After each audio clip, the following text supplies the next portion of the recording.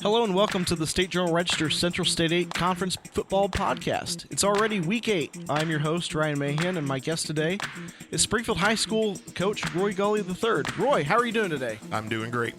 Before we get started, we need to hear from our sponsor all season, the Orthopedic Center of Illinois. Blindsided by pain? Orthopedic Center of Illinois Walk-In Clinic is here for all of your orthopedic and sports medicine needs. Monday through Friday, 8 a.m. to 6 p.m., Saturday, 8 a.m. to noon at 1301 South Cokie Mill in Springfield. All right, Coach, it's Week 8. You guys have 5 wins, 2 losses.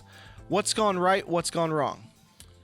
We've had some up and down games. Obviously, we're coming off a pretty big loss last week to Rochester, and that's a pretty tough 1-2 punch when you've got SHG one week and Rochester the next with 2 good teams, obviously a father-son combo. So I'm sure Rochester went in the game pretty well informed on our strengths and weaknesses, and it was an unusual week for us. As most people know by now, I was gone Wednesday, Thursday, and didn't get back till right before kickoff on Friday, and so it threw our kids' routine off. And so we've got a 5-2 record, which obviously isn't bad, but is not 7-0, but we'll take it at this point with 2 tough games left and then the playoffs. So it is what it is. We're really just focusing on U-High this week.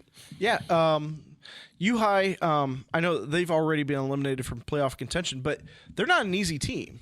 No, not at all. They've got a very good athlete, amazing running back, and I believe his name is Spencer Parker, who didn't play last week against Chatham, but we've gone back and watched their films, and he's the real deal. He's tall, fast, shifty. I know they've got a pretty young offensive line, but they've got nothing but better. So they present a pretty big challenge for us that we're going to have to come out and play good ball Friday. In the loss against, and I wasn't there last week, but in the loss against Glenwood, I know it was a couple early turnovers, put you guys into a hole, and you just never could dig yourself out of. Has that been something you guys have improved on? Absolutely. The turnovers were big. I believe we had 2 interceptions that game and a couple of fumbles. We've got fewer turnovers the rest of the season than we had in that game. I think Rashad has not thrown in another interception since then, and I believe he fumbled once last week against Rochester. So I believe we've only had 1 turnover since that game. I could be wrong, but that was definitely a point of emphasis coming into the game, but we had them anyway, and that's credit to Glenwood's defense. But we've been very, very good at taking care of the ball as a team. I don't believe we have any wide receiver or running back fumbles. We've got 2 quarterback fumbles and I believe 2 or 3 interceptions, and that's about it. So if we take care of the ball and we give our offense a chance to score as many times as the other team does, I like our chances in most games. What was the decision-making process this summer offseason? Last season Taryn was more of a receiver. This year he's more of a running back. Well, it actually came about after the summer. We really weren't going to move Taryn. He was very good at that position he played last year. In fact, he was all conference and second on the team in catches and really close to Cam Jones in terms of yards. And we had the injury to Nick Wallace against Lanphier that really precipitated us to put Taryn in the backfield more. And we still have some options. We're just now getting fully healthy at the running back position because Nick Wallace was our starting running back. Jeffrey Elms was our backup, and Jeffrey just played for the first time in a few weeks since the Chatham game. And now Jeffrey will be able to come in and spell Taryn a little bit more. But obviously Nick's out for the year, so you'll see Taryn play a little bit in the backfield, a little bit at wide receiver, maybe even start playing a little bit more defense again like he did early in the season. But because of injuries, he's basically been our only varsity running back since Chatham. How is Nick doing? Nick's doing great. He returned to school this week. He's been out at practice. He seems in high spirits. So we're just really happy, obviously, that he was able to get the surgery. And he seems like his spirits are high and he still wants to be a part of the team and the program. And so we're still playing every single game for him. And I'm hoping he'll be out, maybe not on the sideline every game, but definitely part of our practices and part of our team. For those that don't know, Nick got tackled, right? Yes. And he basically fractured C3 and C4 vertebrae and had some stiffness, shooting pain, nerve damage, stuff like that. He basically had to get them fused together with a metal plate, which means his athletic career is over, which is devastating to him because he's one of the better athletes in the conference with his size and speed and strength. So it was a big blow to our team. And again, we're just playing every game for him now. It had to be hard on the kids to play the rest of that game. It had to be hard on the coaches to coach the rest of the game. Were you able to put it out of your mind a little bit, or was that weighing on you the whole time?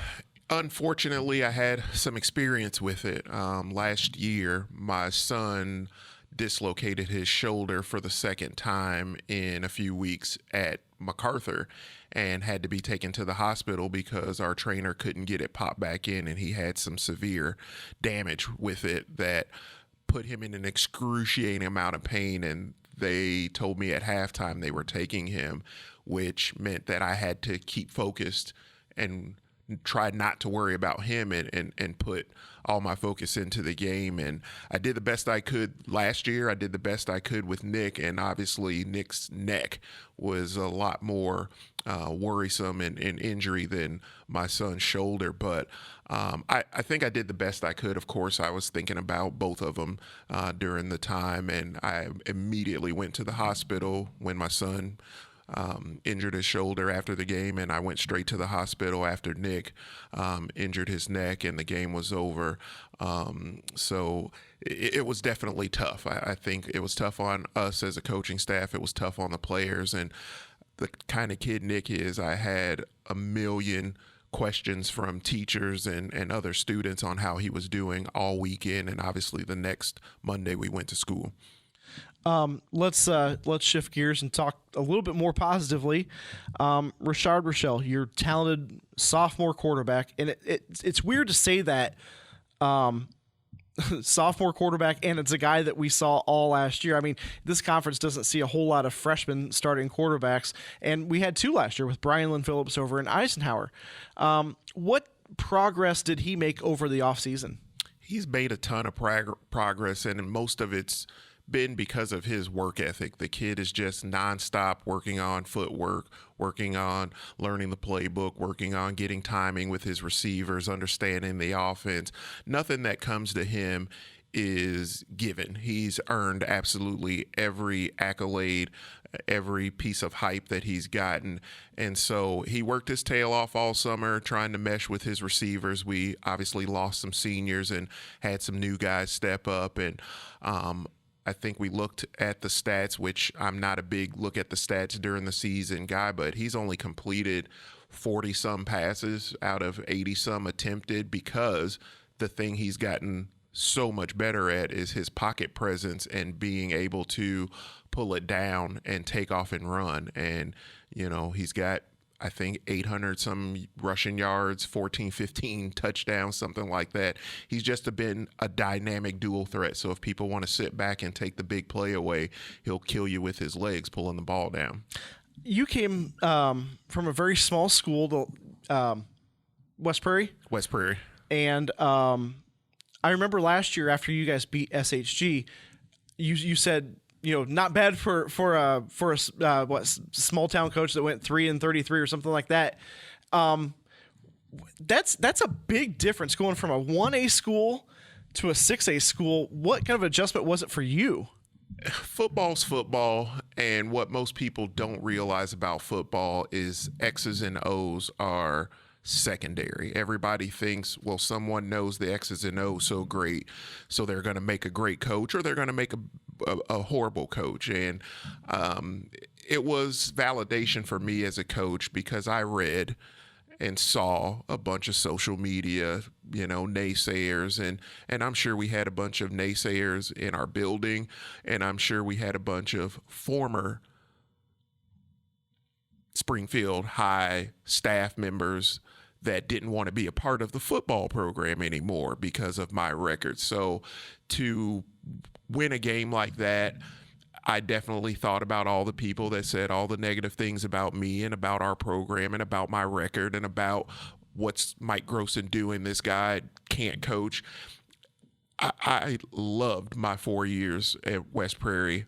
I grew tremendously as a coach, both in X's and O's, but more importantly in communicating and bonding with kids and building a program. And West Prairie's done well since I left. And obviously Springfield's gotten better since I've gotten here. And I just absolutely am proud of what we've been able to build as a staff. And obviously, because my name is on it, I get a lot of the credit, but it's been so many people. Jared Anderson, our strength and conditioning coach, who's been here with me since day one. Kevin Norris, obviously Nate Graham's been here since day one. I don't get in the door without Mike Grossen and Gary Dorr taking a chance and hiring someone with a 3-33 record. Jennifer Gill's been in my corner from day one. There's so many people. So I do remember that moment, and it felt good to utter that. And, I'll be honest with you, I thought about it after the second SHG win again this year, because I think a lot of people thought Springfield was going to remain at the bottom of the conference after hiring me, but we're just getting started. Yeah, you guys only missed the playoffs your first season here. First two. Oh, I'm sorry. 2-7, then 3-6. So every season you have seen improvement. You're one win away from guaranteeing a return to the playoffs. You're eligible right now, and in a 10-team closed loop conference, that usually gives you enough playoff points to make it. But I know that you don't want to be a 5-4 team in the postseason. You want to try to get a better seed, a better, maybe a 7-2 gets you home field advantage in the first round if the draw comes right. What has to go right in these next two games? We've got to focus on the opponent at hand. We can't look ahead to Jacksonville. We've got to focus on U-High, but we also have to put Rochester in our rear view. It was a tough game. Our kids really, really wanted that, back-to-back big upset wins, but it wasn't to be for many different reasons, most of which because Rochester is one heck of a football team. They were really, really prepared and executed really well, and they're really, really talented and really, really well coached. So U-High is going to come in. They're not going to give us anything. I think we've got to focus on the running back. I think we've got to tackle. I think offensively we've got to continue not to turn the ball over, and it'll be an emotional game. It's our last regular season home game, so it's senior night. Obviously Nick Wallace, hopefully he'll be there on the sideline. We're playing for possibly a home playoff game if we can win out, and so it'll be exciting. I think it's probably been about 10 years since 9 or 10 years since Memorial Stadium has had a team hosting a playoff game, and so we're fighting for that right now. If you are on the road, are you going to hire a mechanic for the buses and keep an armed guard out there? I will absolutely never take a charter again as long as I'm head coach of a program. It sounds good in theory, but when you break down on the side of the highway going to a playoff game, that's no good. It was disaster. So we've already kind of preliminarily talked about that. I think we'll be driving up early on the first student buses and getting a hotel room somewhere and making sure we don't have anything like that happen again. But let's hope that you're hosting in the first round. We definitely hope so. We saw a little bit of Steven Boucher last year in the past game. Boy, he's your leading receiver right now. What's he done? Steven's a Swiss Army knife. He does whatever we ask him to do. He holds PATs. He can punt. He plays defense. He plays receiver. He played running back against Eisenhower. The kid is absolutely amazing, and he's come a long way because Steven a year ago was sitting all summer hoping to be the starting varsity quarterback until the little freshman came up and challenged, and I give him a lot of credit because he took Rashad winning the job and him moving to a different position as well as anyone could have possibly expected him to. And he's right now one of our most trustworthy and dynamic players. He's one of the favorites of mine. Obviously, he's been around for 4 years, 3 years on varsity. So Steven can do it all, and it just depends on week to week what we ask him to do. On defense, obviously, he's helping you out on defense. Your top tacklers are, Daniel Stewart, Justin Stewart. No, what's his first name? Justin. Jerron Justin. What's Jay Stewart's first name? Jesse. That's right. Those three guys, and I talked with Jerron Justin after the week 1 game. Talk about that secondary and not even just the secondary, just the whole defense. The defense I love because most of those guys aren't prototypical linebackers. Even Jerron, who's probably the biggest out of our linebackers, he's not 6 foot. He's not, 220, 230 pounds. But the kids, all three of the ones you mentioned, both the Stewart brothers and Jerron, they fly around and play with absolutely no fear whatsoever. And the Stewart boys are both wrestlers, and so they're naturally tough. They've been stalwarts of our wrestling program all 4 years now that Danny will be here and 3 that Jesse's been here. Obviously, older brother Jaquez went to state 3 or 4 years in a row, and the family's just a tough family, hardworking, and those 3 combined have been just amazing on defense. And when your linebackers are getting most of your tackles, that definitely says good things about your defense. And you've got a really talented kicker. In high school, it can be hit or miss. Some teams, they won't get a kicker come through for a few years. You've had one now for 3 seasons. He's money. He is, and I talk to him before every game, and we get in a situation once we cross the 50. I ask him, hey, where are you good from? And if he says I'm good from 50, I trust him. Every time I've asked him if he would be good from where we've allowed him to kick from, he says yes, and he has not missed a field goal, knock on wood. And so it's a great luxury to have, especially in games that might come down to the wire. You don't have to go for it. You can take the 3 points, and we've done that a few games, and it's definitely helped us. Longest of 42. I mean, and I was there for that kick. That's just it's really amazing to have a guy that consistent. There are games we go in and he says, "Coach, I'm good from 52," and if we had a situation where he says I'm good from 52 and we're on the 35-yard line, I'd give him the shot. So it depends on the wind and the surface and field conditions, things like that, but. To be able, he's probably got 20 or 30 touchbacks this year. To be able to make people start from the 20-yard line is a weapon that definitely helps us as well. Last week, you mentioned this a little bit. You were out of town. You were in San Diego. Roy Gully IV graduated from the Marines. How was that? It was amazing. I've never been so proud as a parent. My older daughter is in college in Philadelphia, so when she graduates, I'm sure I'll be smiling ear to ear like I was at Roy's family day. I was unable to stay for the graduation. If I would have stayed for that, I would have actually missed the game. And so to see him after him being gone for 3 months over the summer and know the type of work and dedication he's put in, I'm proud as a Peacock. He'll be in his old Springfield High white jersey with Gully IV on the back of it this Friday at U High, and that'll be a very nostalgic moment for me, and I'm sure for him as well. So it was a great trip. Obviously, I wish things would have gone differently on Friday, but putting everything in perspective, it was a proud papa moment. Yeah, and were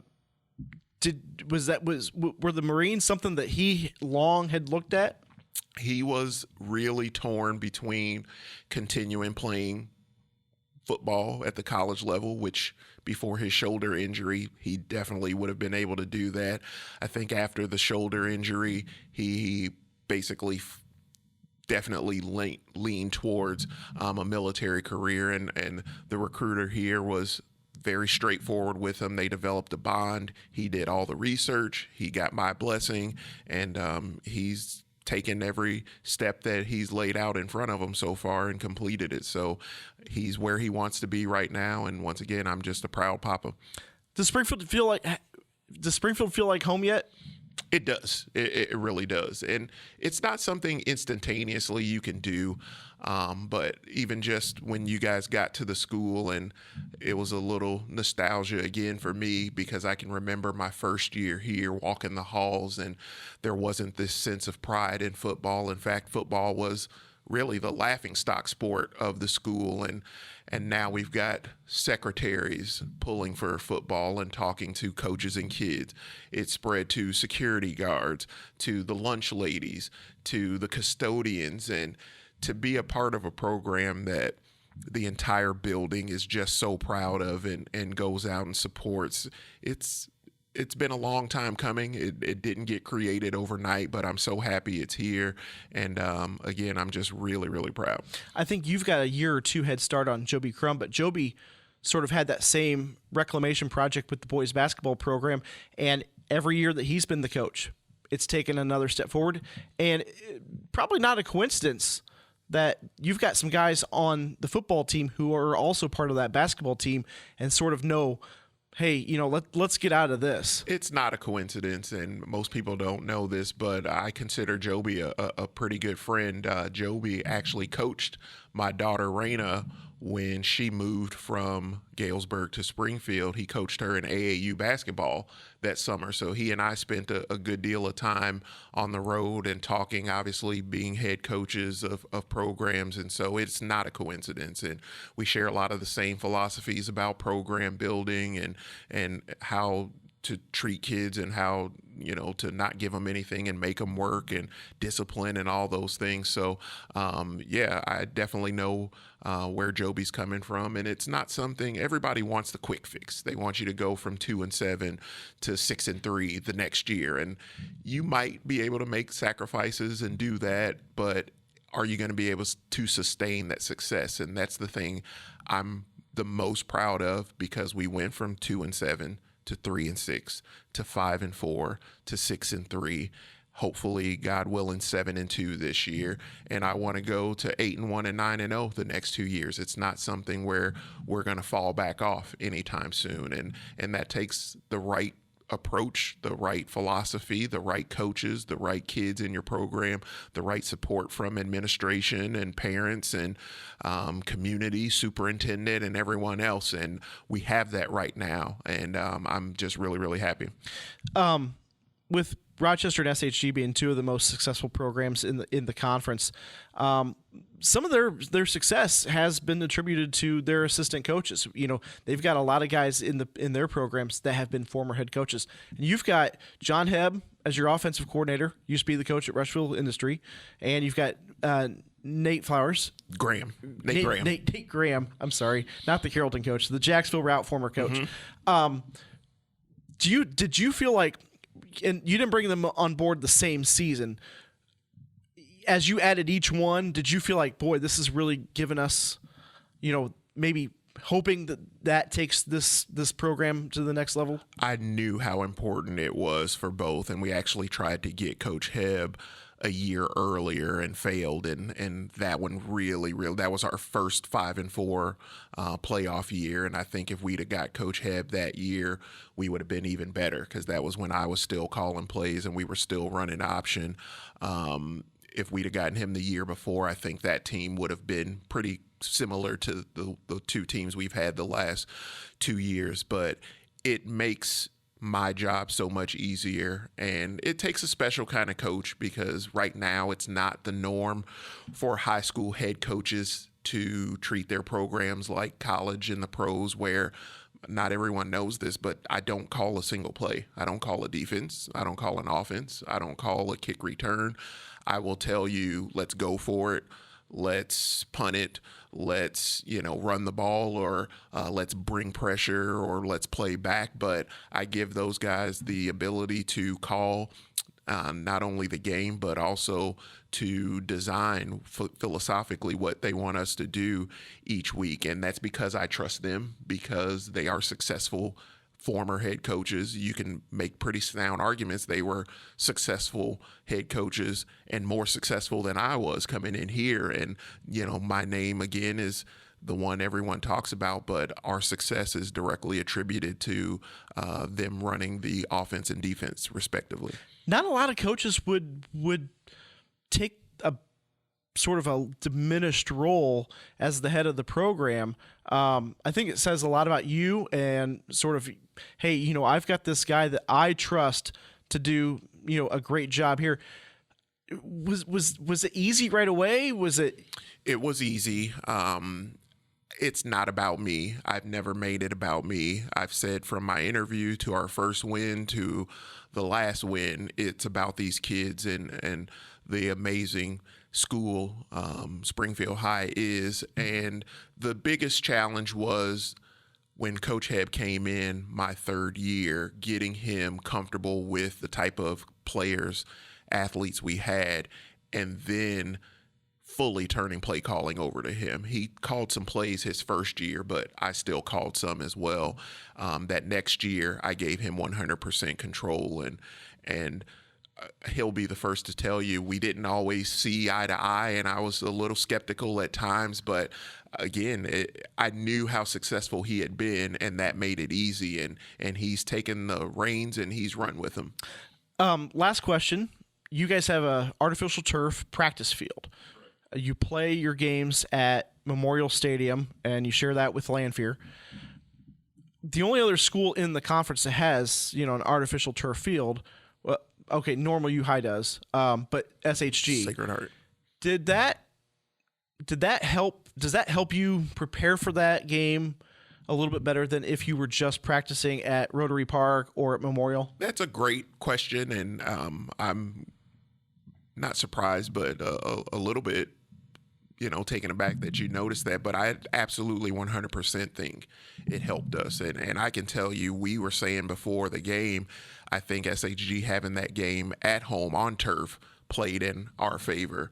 And the type of speed that we possess, the fast surface on the turf just really plays into our hands. And we've got speed at the varsity level, but the type of speed, I know this year's still going on, but the type of speed you're going to see from our program the next 3 to 4 years with the freshmen that we have here right now is going to be eye-opening. So having that practice turf definitely helped prepare us for that game, and playing on turf in general is something that is a big advantage for teams with speed, and we definitely have it. So man, I sure wish we played all our games on turf. I wish Memorial was turf, but we know that turf isn't cheap. But yeah, that's a very good observation by you. I think definitely it helped us. And anybody wants to catch Springfield High School, they host Normal U High at Memorial Stadium this week. Next week they travel to Jacksonville, and Jacksonville may very well be fighting for a playoff berth too. So you got two games. U High, I know that they're already eliminated, but like we talked about earlier, they've got some good offensive weapons, and Jacksonville is going to be hungry for a fifth win. So we wish you the best of luck. Well, we definitely appreciate it, and you're right that Jacksonville game may be the game of the year. Obviously, we're not going to look ahead. We got to take care of business with U High, but that's going to be a great Week 9 game. And I know there will be another Week 9 game a lot of people will be talking about, but if you can't get tickets to get into that one, you can definitely drive to Jacksonville because it's going to be fun. We will be back next week and throughout the playoffs with even more podcasts, and pick up the State Journal Register on Saturday and Sunday to find out how your favorite team did this week. Well, that's going to do it for the Week 8 Central State 8 Conference podcast. Thank you for having us, Coach Roy Gully. Appreciate it.